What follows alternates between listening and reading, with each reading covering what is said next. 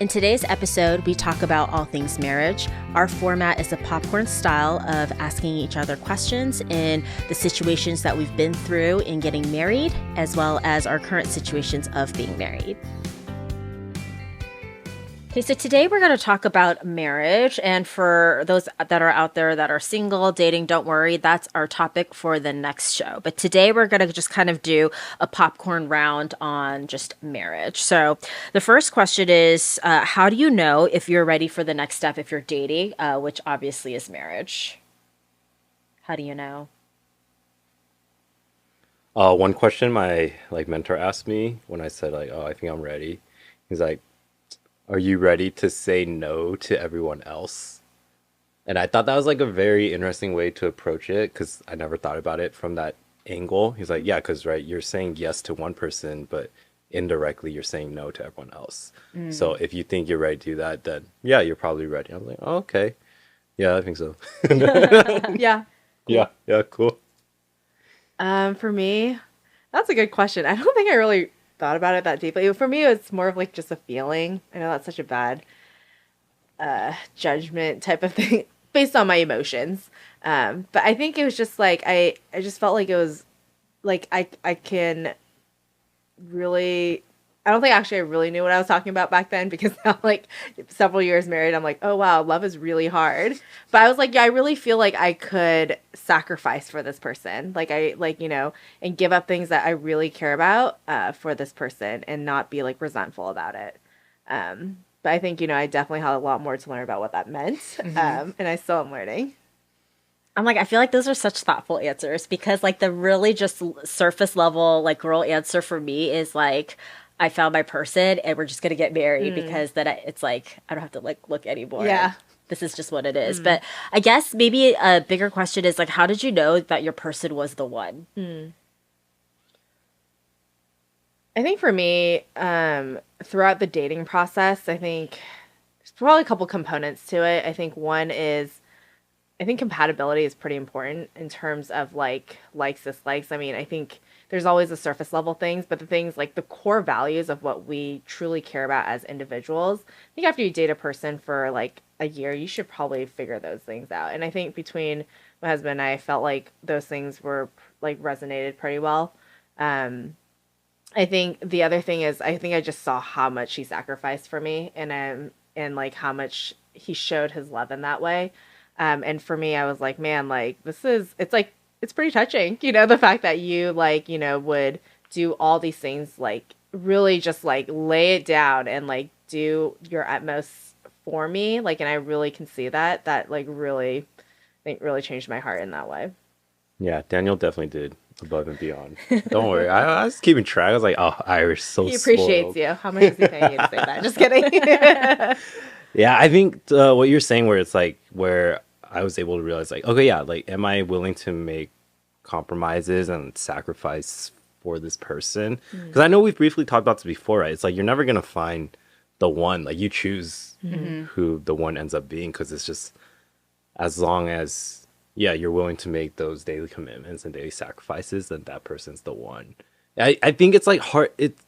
It's weird because this is not something I'm sure that anyone thinks about before they actually get married. It's only afterwards you're oh wow, this really is sometimes an hourly commitment or every half hour I gotta renew this commitment. So yeah, you're right, this is it. This is what I chose. Yeah, but I think there's something about kind of almost going through that process of saying yes and choosing to do it, then that almost kind of goes back to the ready question where as you are deciding that yeah, I think I will take this plunge, then you also kind of get ready at the same time.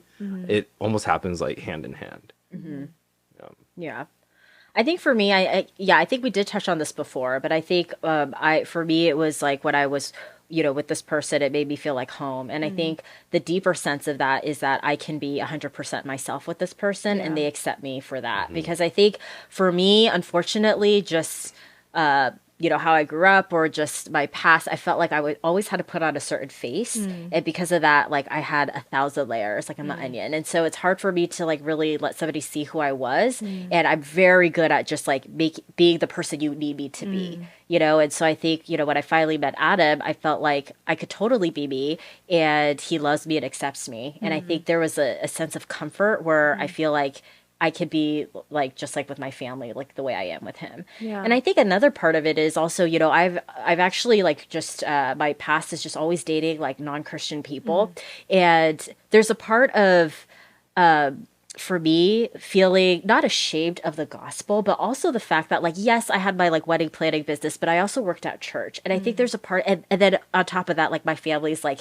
in it, and I think there's a part of it that I always felt like I wasn't accepted by like the normal society, right? They kind of look down, oh, you work at a church, oh, your family's like super involved. Like there's a certain stigma with that.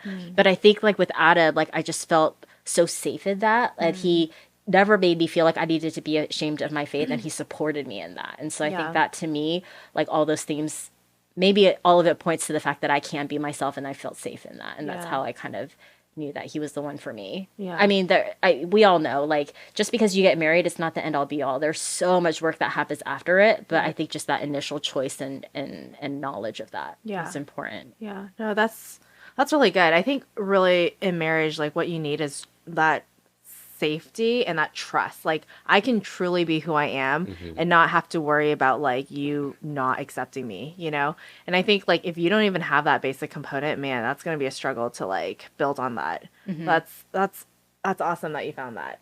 Yeah. I mean, because even like now when my friends who are not Christian, or like, let's say they're all like living together with their significant others and they're like, oh, what's different about marriage?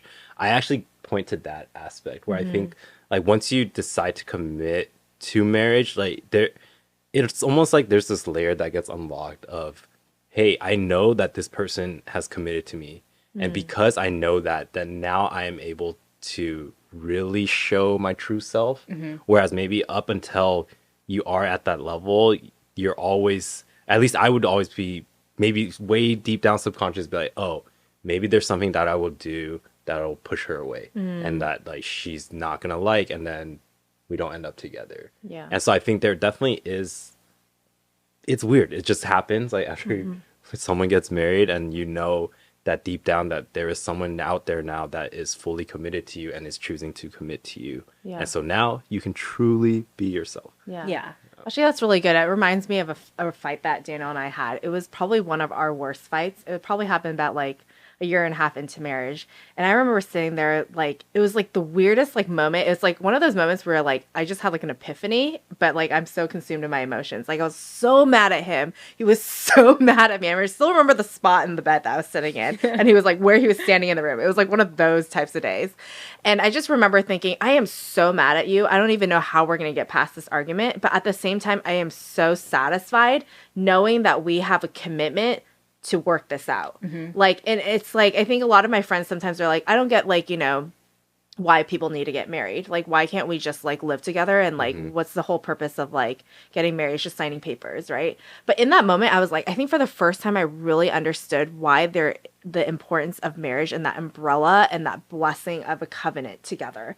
It was because in these moments when we're like, I'm about to walk away from this marriage, but we have both made a sacred covenant to each other that we are going to love each other till the end, and we will not walk away from each other and have to like figure this out. In that moment, it was like this like ironic feeling of just, I feel so safe and I feel so like secure because we have this covenant with each other and none of us are leaving each other. We are going to like have to work through some painful things to communicate, but at the same time, we are both safe because we've both said yes to each other and we love each other and we're going to have to figure this out together. And there's no other way. And I remember that moment. It was just like, it was just like one of those, like, I've finally experienced what it means to be in like a committed like relationship and like why that is so beneficial and like why that's probably what God created us to do, Yeah, I think that's really good. And I think definitely like being in a marriage, you are 100% exposed. There's no escaping. Like even if you wanted to, you can't run away from like whatever problems or whatnot. You actually, it's like a huge like blow in the face that you actually have to deal with reality. Yeah. And you have to do it together. Yeah. And there's, and coming out of it, it's never easy when you're going through it, but coming out of it, you do feel so much stronger and like more of a team. Right. And that's special. It is. Yeah. Yeah. How do you guys feel about like proposals and engagements? I think in this current day and age, it's no longer just getting down on a knee, if people even do that anymore. People sometimes go like way out of the way to create this whole experience and show, if you will, of like, what's your style? Well, I mean, right, Daniel also went above and beyond in how he proposed to Iris. Gosh, He that did, is right.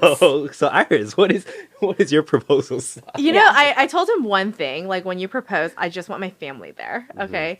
And like, I don't think I'm like, again, actually genuinely like surprises, but I think there's also variation in what I enjoy. Like if it's like this huge thing with people I don't know, then I'm like, yeah, like that was a little too much. But I was like, if my family's there and it's a surprise, then, those are kind of like, that's okay for me.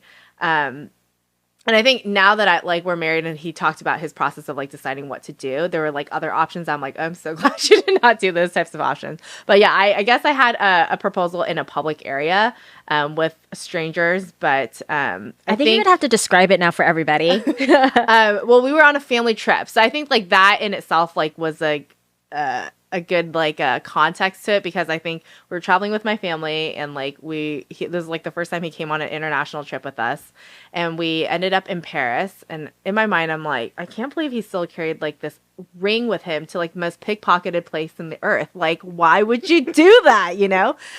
But he did, and like he proposed in Paris, and like I was like on some like carriage of some sort, and like he proposed to me in front of the Eiffel Tower.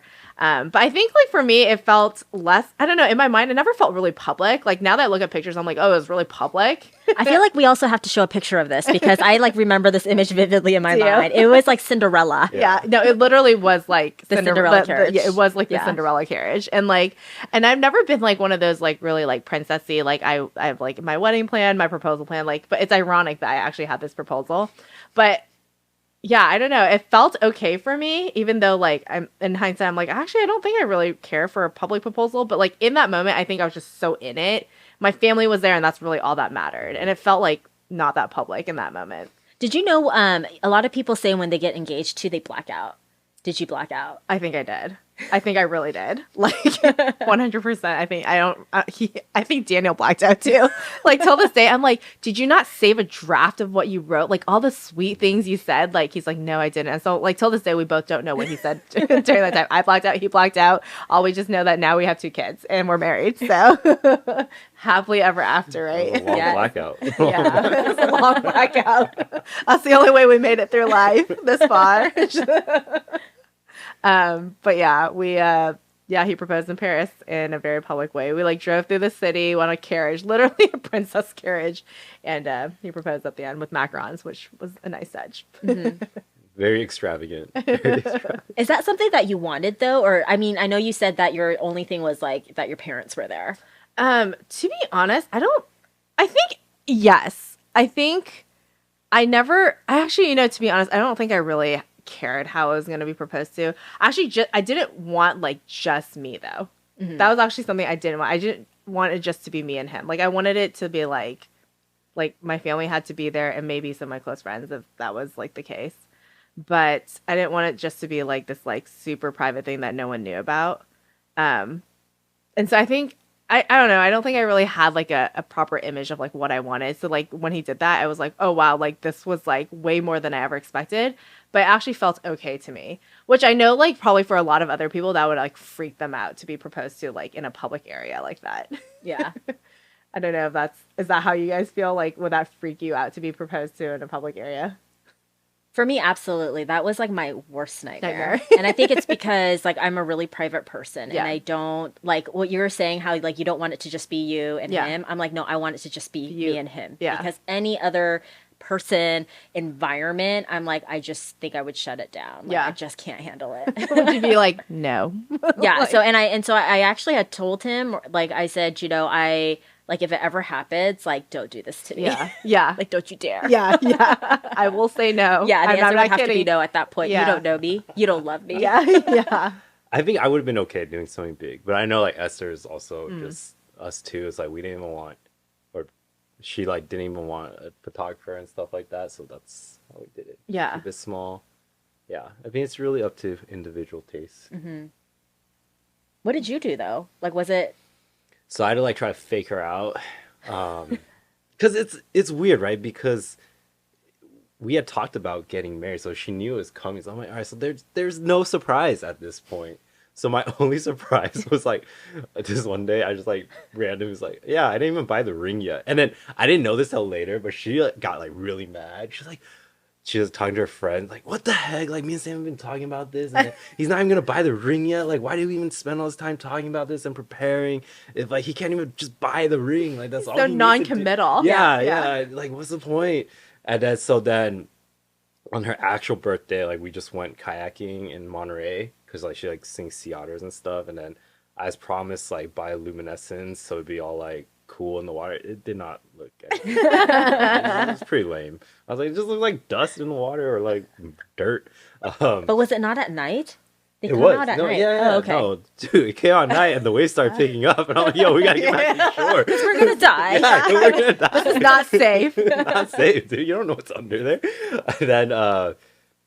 And then when she got home, so that was the fake out. When she got home, her younger sister's like, "Oh, let me see your hand," and then Esther's like, "What? Why?" And I was like, "Christina, what are you doing?" I didn't do anything. Yeah, but then we went to go see a sunset the next morning. So then I proposed like at this park that we would hang out at. Aw. But then there was like romantic. one guy that like kept. He was like going to his car in the parking lot because like the parking lot is next to this apartment complex, so overflow parking and stuff. And I was like, "Yo, can you hurry up? Like, Yeah. I'm trying to propose to you. I don't want you." Yeah. Like, even though he's like 50 feet away, but in the corner of my eye, I see You see him, I'm yeah. like, this is not private at all. Like, even though we're in a very public space, but it's also like, I don't know, 6, 7 a.m. So I don't expect anyone else to be there. He's probably thinking the same, like, why are these two here? Why are these two people like standing on top of that hill? Like, Yeah. When you guys were wedding planning, what was something that was like actually a big argument or something that you had to reconcile and see eye to eye on? I think that I always tell people wedding planning is the first step of like couples counseling, you know, and therapy. And if you can make it through wedding planning, like that's like like level 1 complete, you know. What was something that you guys like got an argument about that you figured out you guys were not on the same page about? It was a pretty big fight, but it was. I think it was like the stylized font for something on our like either our program or like the invite. The font. Yeah, and I was like, "Yo, this doesn't cut it." But then, because Esther had asked her sister to like help out with some of this stuff, and then she's like, "Oh, we shouldn't like keep on." I'm like, "No, I don't want this. Like, I want something else." She's like, "No, it's okay." And then I think at one point, because I kept like talking about it, I don't know how many times we talked about it, but then she's just like, "Why don't you just do everything?" I was like, "I will, you know, like I will do everything. Like I can. I'm very capable. I can do it. I'm very capable. And then, like, it was like so. I was like being super petty, so we like just like very immature fighting. Like, I think just like went our separate ways, and I was like, I think she had given me some money for like some deposit for something, so I just like Venmoed her back the money. I'm like, I will do this myself. Like, I don't need your money. Like, what? And then afterwards, like, what the heck? Like, why did we? It's just over like some dumb font that like no one. I don't even remember what it looks It's called like. Pringle. I actually know. Yeah. The Pringle. It's called Pringle. Let's see, it's a good choice. Whatever. Someone remembers, just not us. Oh man, that's really funny. I don't know if we ever had a huge argument, but probably just because I just bossed Daniel around the entire time. But I remember, I think we had like different values in like I'm sorry. I think I remember saying to him, like, I'm sorry, like everything I like is just really expensive, And he's just like, I mean, okay. Like, I think I cared a lot more about aesthetics, and I still do, than he ever does or ever will. And he's just like, I don't understand, like, what's wrong with this chair. And I'm like, it's just not pretty, you know? And then he's just like, okay, but it's like a chair, And I'm like, I know, but like, there's this prettier chair. I know it's like $10 more per chair. Yeah. But it's just It actually prettier. has to happen. And it just gives me so much joy. And he's just like, I don't think he just could not comprehend like the words coming out of my mouth. So that was probably one thing, but it was more of like it was just like this like constant like, okay, but I like this, like, can we please spend more money on this, and he's just like, at this point we have like doubled our budget. So I mean, yeah, but it was a lot of like probably our first lesson in finance together. Like a very good picture of probably what's to come that I didn't know of. I think another thing was guest list. That was probably a big point of contention because I'm a very relational person, and I think like the things I was doing back then like involved like I had a lot of different social groups, and I was like, I have to invite everybody. I don't want to make anybody feel left out. That like it's a big part of me. And Daniel has like no problem being like, we're gonna draw the line here, and people will understand because it makes sense. And I'm like, no, it doesn't make sense. I'm just like, like I don't want to hurt their feelings. And so man, it ended up boiling down to I would like bribe him for his spots. Wow. like how? I was like, I'll pay you for your friend spots. Like if you don't invite these people, then I'll get more spots, And like it was just, but obviously at the end he's just like, it's fine, you could just have them. Like it's just not even worth it. Like at this point, like we're just like bribing each other. But I'd be like, oh, your friend said no, can I have those spots? Like it was like that. Did like you have a hard cap? We did have a hard cap. Okay. And so yeah, every time his friends RSVP'd no, I'd be like, can I add more to my list You're now? hoping for this. Yeah, it's so bad. Now thinking about it, I'm like, wow, that was really immature. But yeah, but the guest list, I was like, I really wanted to invite everybody. And he was like, I think we have to cut it. I think we really need to cut it. I'm like, no, it's fine. It's just like 2 more people, I think for us, like, it was values-based also, but it was like, what is hospitality and the expectations of hospitality? Because at the time, ultimately, I previously shared we had a COVID wedding, which was amazing.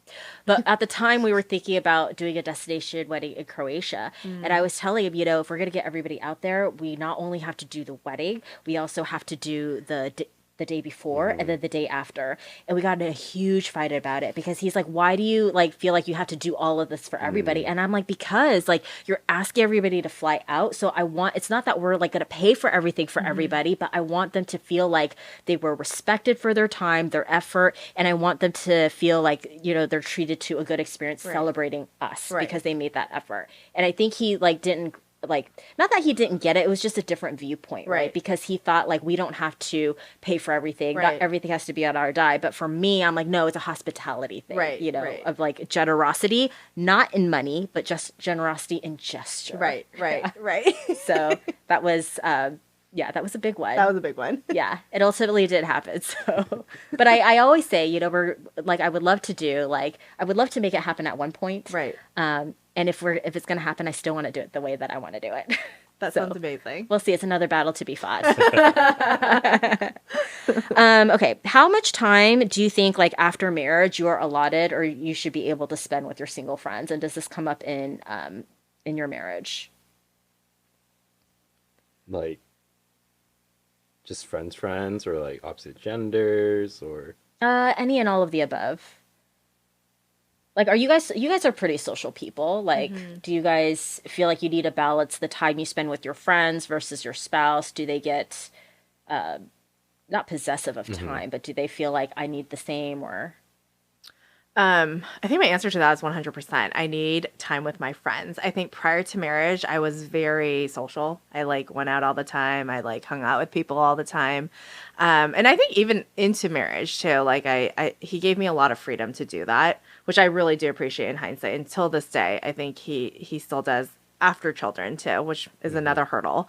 But I think we both actually had talked about this, and I had probably instigated for me because I was like, I really want to go hang out with so and so, and I'm gonna be on the rest of the weeks, the weeks, like I'm just letting you know I'm not gonna be here for dinner again tonight and tomorrow night and Saturday night, and he'd be like, oh, okay, and I think there was a conversation about the need for that, and I think when I expressed that. I'm also way more social person than my husband is. He's like definitely okay being at home and being a homebody and having like a few friends and that he doesn't need to see all the time. I was quite the opposite. So I think he probably understood this in dating, but I think definitely in marriage, like he understood this is me. this is what really makes me happy, to have relationships with people, to have conversations with people that are not him.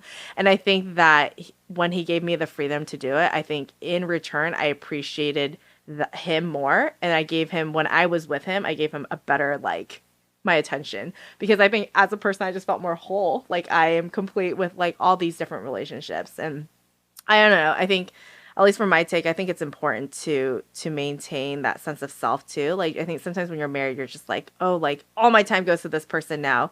But like, that's a lot of pressure for both of you guys to have to like be like, I need to spend. That's just not normal. No one just like hangs out with one person all the time. And so I think it's important to maintain that balance of like what makes you you. If that is hang out with a lot of people, including your spouse, that's great. If not, then that's okay too. But till this day, he gives me a lot of freedom to go hang out with other people, which I truly appreciate because that makes me happy. We appreciate that. Yeah. Too. Yeah, I remember in the beginning, I'd always be like, Esther, what do you want to do? Do you want to do something? Like, is there anything you want to do? She's like, you can stop asking me. And I'm like, no, I just feel this pressure that like we need to do something together and like have a mutual interest Right. to do. And I think over time, it's like, no, actually, that's like not the most important thing. Like, you guys, we can both do our own thing, like be content in that. Yeah, but on the friends aspect, I don't know. I go hang out with friends whenever I want. I think it's like, yeah, unless there's like something planned, just kind of go do it. I think our main thing is just like, as long as we don't have to tell each other something first, but like if I need to process something with a friend, or if she needs to process something with a friend, as long as we're able to come back to the table with just us two to talk about it, then I think that's like the most important part. Because then if there's ever a point where it's like we're talking to someone else about something, but we're not willing to share with each other, then I think that's where potential trouble may arise. So I think that's something that we established from the beginning, where it's like, all right, yeah, it doesn't have to be a conversation between us first, but as long as it comes back because maybe this person helps you understand me better, or like I understand you better now, and so on, then that's fine. Yeah. Yeah. I think for me, Adam is somebody that like if it was just me and him the whole time, like he'd be like so happy. Yeah. But I'm just like not that, you know, and I am also a social person. I have like a lot of spheres of like friends and things. So I think I've learned that, you know, he actually gives me freedom to do all those things. But the one thing he really cares is that he's still my first priority. So however way that I could show it to him, whether it's time, conversation, just being present, because he says I'm not present a lot, but like just to be able to give him that concentration and feeling of priority. Like if I could do that, then like he actually is okay with me going out. But also kind of like what you're saying, like pre-communicating like what I'm about to do or like what my week looks like. Right. So expectations are set versus a surprise and an ambush. Like I'm not here. Right. Like, yeah. 100%. Yeah. How about how do you guys feel about your partners having access to like your social media accounts? Do they know your passwords? Do you let them read your phones? Like, do you guys have boundaries in regards to that? I'm an open book. Yeah, we both have each other's like faces as the secondary like Face ID thing for our phones. Oh, you can do that. Yeah. Oh. You can add like an Learn something new today. Yeah. Oh, you're gonna do that when you get home? Yeah. Hey, Just like Dana. put my face against his phone. Yeah, I mean, yeah, nothing to hide, so it's like whatever. And I'm also really nosy too, so like if I'm driving and then like Esther's on her phone and I see it's like, you know, text bubbles, I'm like, hey, who are you talking to? What are you talking about? So it's like it wouldn't be fair if I'm super nosy about her stuff and then I don't reciprocate. Yeah. That's funny. I'm definitely the nosier one in our relationship too. And like occasionally, I think now it's actually less because we have kids and we're just like functionally like, okay, do you need me to look this up for you? I think maybe prior to kids, when I had more capacity to like be nosy about things, I'd be like, oh, like what did you guys talk about, you know, in this thing? But you know, the funny thing is Daniel doesn't ever care about what's on my phone. He's just like, he doesn't even like have the desire to check what's on my phone. And so it makes me feel extra guilty, but I still do it, right? I'm still like, what are you guys Just talking do about? it. Yeah, Yeah. like, what are you guys talking about? But he is absolutely, he doesn't care. We know each other's passcodes to everything. It's like we're both completely open books. And we actually made it like I think we actually had a conversation about this where we're like, I think it's about the trust that we kind of talked about too. Like if you're able to trust each other, that's like, it just makes a lot of things, like little things like social media or like access to your phone a lot easier. Then there's really nothing to worry about. But yeah, I am the nosier one. He has absolutely no desire to look at anything on my phone. I'm like Daniel in your relationship. Like Adam knows all of my passwords. He looks at my text messages, you know, he has my calendar so he knows what I'm doing like at all times, you know, but I don't care, you know, because I think there is that trust there. I think one of the first things that we did, like when we decided we wanted to be together, is we both like shut off our like dating apps at the same time. And I think for him, he was like, okay, this is this girl showing me that like she's actually really not seeing anybody else. And even at that point, I was like, I remember when he was like, oh, I think he needed to access something on my phone. I was like, oh, this is my passcode. He's like, whoa, like you just gave that to me. I'm like, what do I have to hide? Like, it doesn't matter, you know? But I think that is where you need to be. I think in a marriage, it has to be an open book, right? Like, I think what you guys all both said. Yeah. Yeah. Because I think, to hide anything, I can't imagine the mental stress or the mental. I could never do that. Yeah. Like the worry that you just be paranoid, you know, like even if nothing was happening, you would drive yourself crazy. No, like you hear the stories about like couples that don't talk about their finances. And then they found like they're like super in debt. Yeah, or something. one person came in with like, you know, tens of thousands, hundreds of thousands of dollars in debt. It's like, oh, good luck. Yeah. Yeah, that sounds scary. A nightmare. Yeah. Last question is, in your relationship, like as a person, how much alone time do you need? And then translating that into a relationship, like how much alone time do you need apart from your partner? And how does your partner feel about that? I think like what I was saying, where once I got over the pressure of like, Esther, what do you want to do? Like, let's do something together. I think now we just mostly do everything on our own. Like we'll eat together and then we'll like have pillow talk before going to bed, or she sleeps earlier, so like she'll force me to stop whatever I'm doing to like lay in bed, and then I can get up and go do whatever after. But I think as long as we have that time, then for the most part, we just pretty much do our own thing. And I think it was just the communication to get to that point, and whatever pressure that I was putting on myself, that I felt, hey, we need to do something together, and that she didn't feel that way, and it's like, all right, well, this is a lot more chill. I had to learn this the hard way. I am a person, so we were always long distance when we were dating, and so when we got married, it was like the first time that we're like, whoa, we're together like all the time, like way more than we ever were in the past 4 years that we dated. But I'm also one that I'm like, I don't think I really need that much alone time, but my husband is someone that definitely needs his alone time. He's like way more introverted and like appreciates like doing his own things. I mean, I have my own things, but I think my own things are like going hang out with my friends, right? Like that's like my alone time. Like I'm happy. Then afterwards, I'm like down to do something with him. And it actually took like probably I don't think we ever knew how to like word it, but it probably came up in conflict where like I think he felt frustrated that like he basically just doesn't like can't do some of these things, or he doesn't have time, and it just seems like our schedules, it came out in like a scheduling conflict. I think it was just like why like, you know, did you plan so much stuff? Like, you know, I have these things I need to get done. I'm like, why is this important? Like, this is way more important, you know? And it finally came out that he needs his alone time. And I was like, okay, well, first of all, you could have just told me that, you know? Second of all, why do you need so much alone time? Like, what are you doing during your alone time?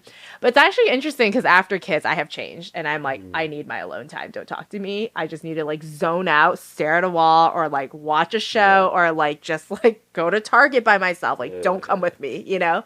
And so it's really interesting because how that's changed our marriage too. And I think it was probably good that we like ran into trouble like earlier on prior to children, that we knew how to recognize each other's needs and like our styles and our differences. But yeah, it's changed over time. And I'm pretty sure it probably will change again as the kids get older. But I think in general, though, I need less alone time than he does. Yeah, I'm somebody that needs a lot of alone time. And I think it's also because I'm actually an introvert by nature. And so I feel like I need my alone time just to decompress or just be in my own zone and do things uninterrupted. Right. But I think it is funny because I think at the beginning, like we did kind of get into fights about it, or like if I come back from a big event, like he feels like you were gone the whole day. So I get your time when you come back. And I'm like, no, I need to decompress and I'm still in my thing, you know? So that sometimes we still work out. But I think what's funny is, okay, I love Sex and the City, the show. Right. And there was a scene in like season 4 or whatever where it was like Carrie and Aiden, and they had this big fight also about needing alone time. And she was in a huff and puff. She's like, I just need my alone time just to sit here by myself and do whatever I want. He's like, okay, fine, you do that. And so she did that. She like closed the curtain on him, and she's like sitting on the bed and whatever. And all of a sudden she like opened the curtain again. She's like, hey, what are you doing there? You know, and that was like one of my favorite scenes, because sometimes you feel like you need the alone time, but actually like it's still nice to be with the other person, right? No matter how much like alone time you insist on, right. you know? And I think it's more about just like managing, right? Like nowadays it's like alone time is not like just alone time for me alone, but like he's doing something else and I'm just doing my own thing. Right. And that's like totally fine. Yeah. You know? Yeah. So the expectations of what that is. Yeah, because there was one point I think we finally realized like anytime I come home from something, I need to just like be by myself and like veg. Mm-hmm. So like don't ask me questions about how whatever event I just went to was, because I'm not answering, or like it'll be a very curt answer. Yep. And then I was like, okay, do you need time right now? I'm like, yes. And then like there will be times where like I just have a lot of energy. I'm like, hey, what are you up to? Hey, do you want to do something? Like, yeah. She's like, hey, you're a lot right now. Can you like back off? I'm like, okay. Basically, you just need to know how to advocate for yourself in those times. Like, Yes. you just need to be like, please don't ask me any questions. Yeah. Or I'm totally down to talk. I need you to talk to me right now. I need to tell you how I feel about whatever just happened. Yeah. You know? I mean, there's this, like, it's like an awareness thing for yourself, and then being willing to communicate that. And then it's not even being needy, but like just being like, hey, I would like to talk to you about my day now. Yeah. Or like, can you ask me some questions? Or can I share with you? But I think there's this pressure maybe in the beginning where you're like, oh, that feels really awkward to be so forthcoming about what I want to do right now. Yeah. That's actually really interesting, because I remember we've had many fights about this where I'm like, I don't know what you're thinking in your head, so you need to just verbalize it to me, you know? And he's like, I don't know what you're thinking in your head, so you need... And it's like, you know, like, these are things that I guess, like, seem like common sense when you get married. Like, right, just tell the other person how you feel. It's just as simple as that. But then, like, you know, as you live with each other and as you're, like, deep knee into marriage, you're just like, oh, like, it's almost like it sounds so elementary, but I'd be like, I am tired. I don't want to talk right now. And it's like, you have to just say that. Yep. And like, oh man, like that changes everything. They'll be like, oh, you're tired. Like, I will leave you to yourself, you know? Yeah. Or it's just, but if I don't say that, we'll probably end up in a fight because I'm tired and cranky and I don't want to deal, and you're doing something that irks me now. And like, it just escalates into something that doesn't need to be. Just because I was tired, I could have just said I'm tired, you know? I think, being in a marriage, you get really good at communication really fast, because it's like, I don't want to get in a fight about it. So let's just communicate effectively and then move on. I know. Oh man, but I feel like I still learned the hard way a lot of times. Like, oh yeah, here we go, fight number 27. I know we figured out what was the most effective way to communicate last time, but here I am fighting again. You know, like... Well, it's always something different, so that's okay. Yeah, that's true. Cool. Well, next time, as I mentioned, we'll be talking more about single life or dating. We're going to have some guests, so that's something to look forward to.